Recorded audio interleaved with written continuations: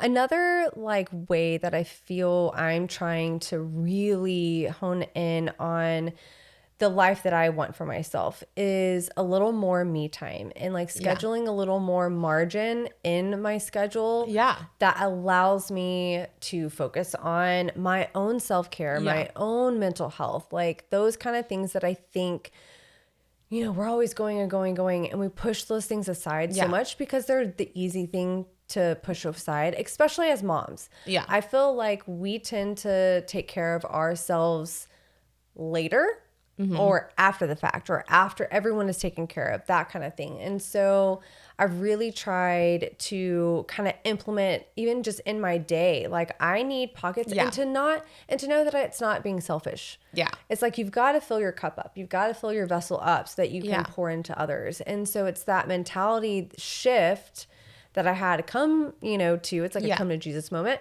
Because I couldn't sustain this lifestyle running on fumes constantly.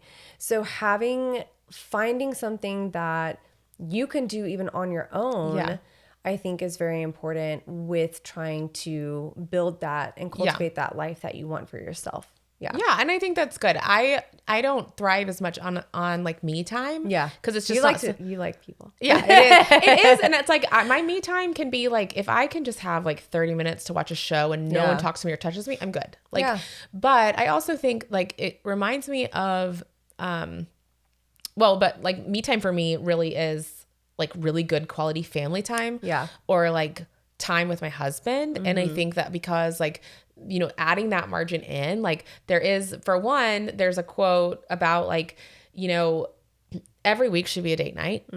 Every like 3 months should be maybe 3 months or 6 months, or maybe like every 2 weeks you should have a date night.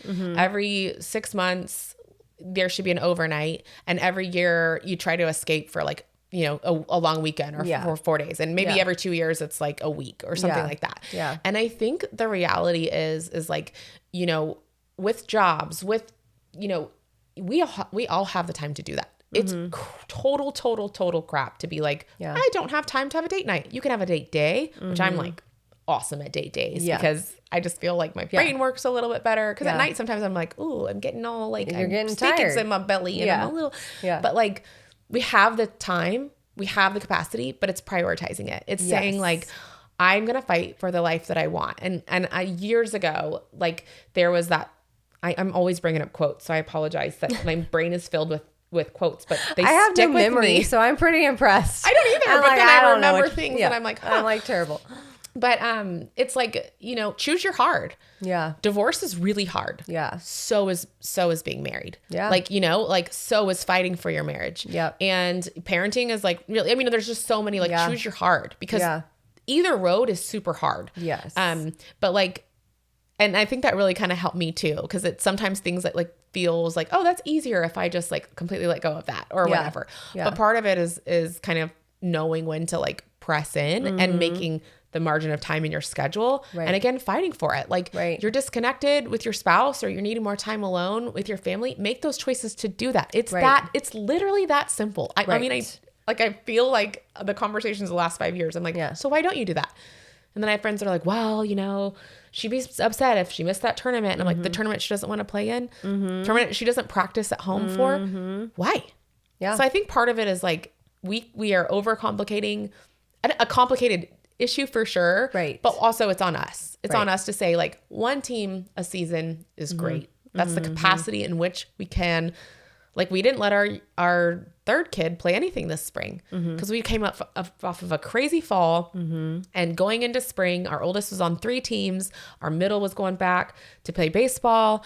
And we just were like, you're going to have to sit this one out because we don't have the capacity to accept anything else. Right. And we will do something fun either in the summer for you or back into the fall. Right. But you're going to also have to earn that you want that. Right. So we're going to need to see you press into school and maybe you do some workouts at home that show us you're ready to get back into football. Like it is on them too. It's on their responsibility. So we should work on really just simplifying like, I mean, it feels that simple. Yeah. Like you have a calendar.